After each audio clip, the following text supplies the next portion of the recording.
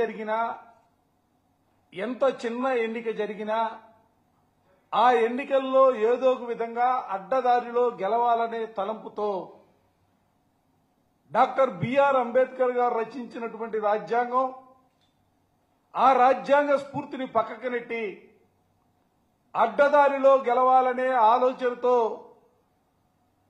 ముందుకు సాగుతున్నటువంటి తెలుగుదేశం ప్రభుత్వం, తెలుగుదేశం పార్టీ, దానికి సంబంధించినటువంటి కూటమి నేతలందరినీ కూడా నేను ఈ సందర్భంగా అడగదలుచుకున్నా.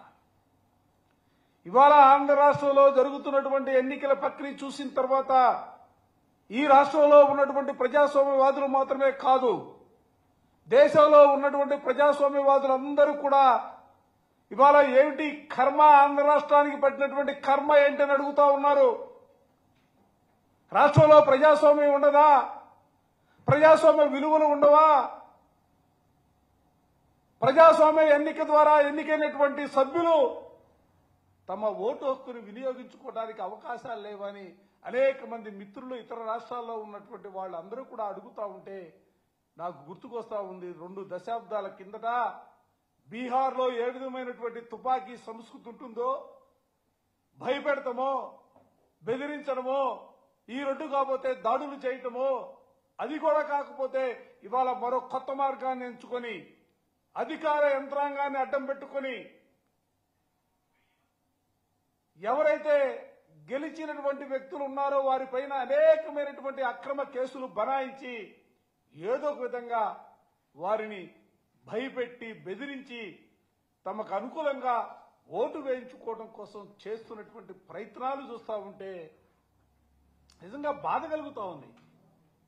ఎందుకంటే మాటలు చూస్తే మీరు చూస్తూ ఉన్నారు. నేను ఎందుకంటే ఇవాళ మీ ద్వారా రాష్ట్రంలో జరుగుతున్నటువంటి పరిణామాలను కూడా ప్రజాస్వామ్యవాదులతో పాటుగా ప్రజలు కూడా గమనించమని చెప్పి నేను కోరుతా ఉన్నా. మీరు ఏం చెప్తా ఉన్నారు? చంద్రబాబు నాయుడు గారు 40 సంవత్సరాల ఇండస్ట్రీ, 3 సార్లు ముఖ్యమంత్రి, ఈ రాష్ట్రంలో ప్రజాస్వామ్యాన్ని నేను తప్ప ఎవరు కూడా కాపాడలేరు, దాన్ని ముందుకు తీసుకెళ్లరే ఆయన మాట్లాడుతున్నటువంటి మాటలు ఈ మధ్యకాలంలో చూసాం.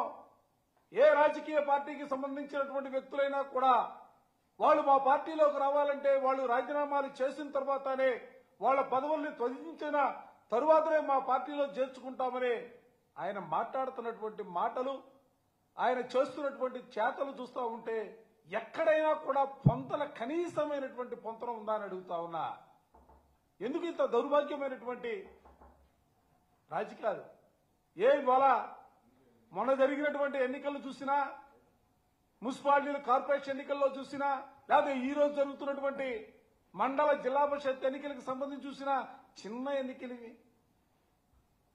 ఈ ఎన్నికలతో రాష్ట్ర భవిష్యత్తు మారిపోదు. ఈ ఎన్నికలతోనే పార్టీలు మనుగడ ఆధారపడినటువంటి పరిస్థితులు కూడా లేవే. అయినా కూడా ఎందుకు ఇంత తాపత్రపడతా ఉన్నారు? అడ్డదారిన అధికారాన్ని తీసుకోవాలి ఎందుకు మీరు భావిస్తా ఉన్నారని చెప్పిన ఈ సందర్భంగా అడుగుతా ఉన్నా.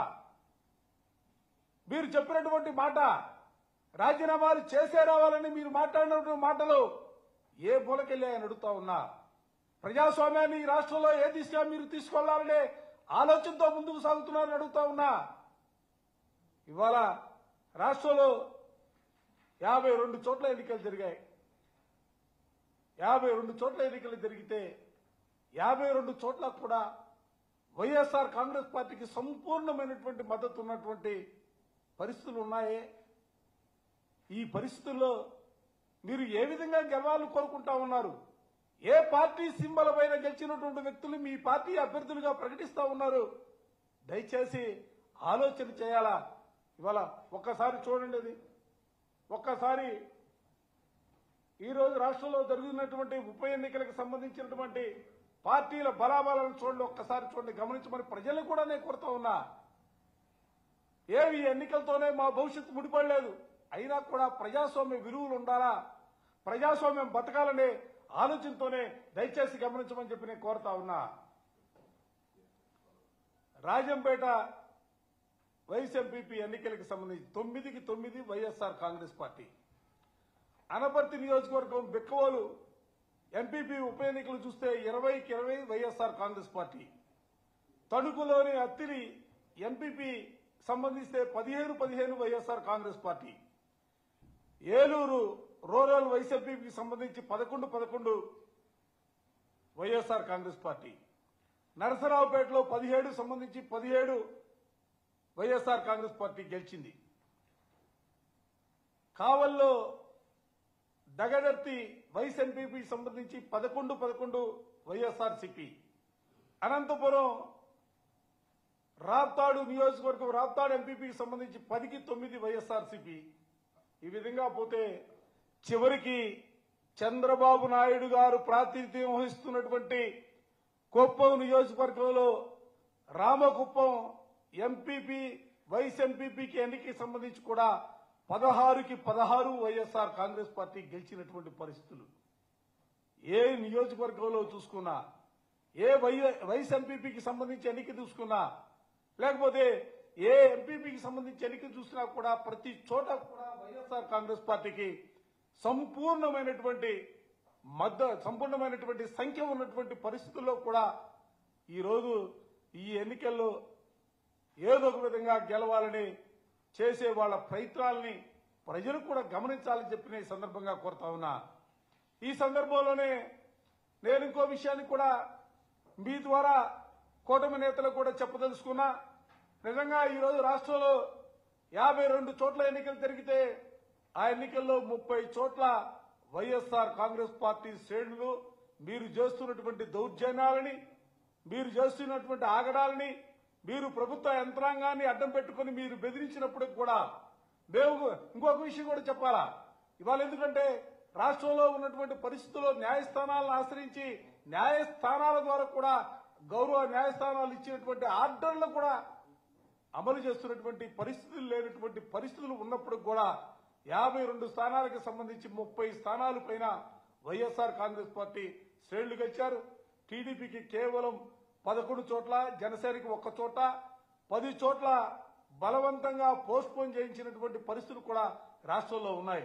నేను అందుకే ఈ సందర్భంగా వాళ్ళకి స్పష్టంగా చెప్తా ఉన్నా, మీరు ఎన్ని ఆగడాలు పాల్పడినా, మీరు భయపెట్టినా, బెదిరించినా కూడా వైఎస్ఆర్ కాంగ్రెస్ పార్టీ శ్రేణులు మేము జగన్మోహన్ రెడ్డి గారి నాయకత్వంలో ఉన్నాం, జగన్మోహన్ రెడ్డి గారు ఇచ్చినటువంటి బీఫామ్ ద్వారా మేము గెలిచాం, పార్టీకి కట్టుబడి ఉండాలా, ఎన్ని ఇబ్బందులు మీరు పెట్టినా కూడా వైఎస్ఆర్ కాంగ్రెస్ పార్టీ జెండా విడిచేదే లేదనే రీతిలో ఇవాళ శ్రేణులందరూ కూడా ఇవాళ గెలిచినటువంటి సభ్యులందరూ కూడా వైఎస్ఆర్ కాంగ్రెస్ పార్టీకి ఓటు వేసి అండగా నిలబడినటువంటి వైనాన్ని కూడా ఈ సందర్భంగా చెబుతూ వారందరికీ కూడా నేను ఈ రోజున వైఎస్ఆర్ కాంగ్రెస్ పార్టీ పక్షాన హృదయపూర్వకమైనటువంటి అభినందనలు తెలియజేస్తా ఉన్నా.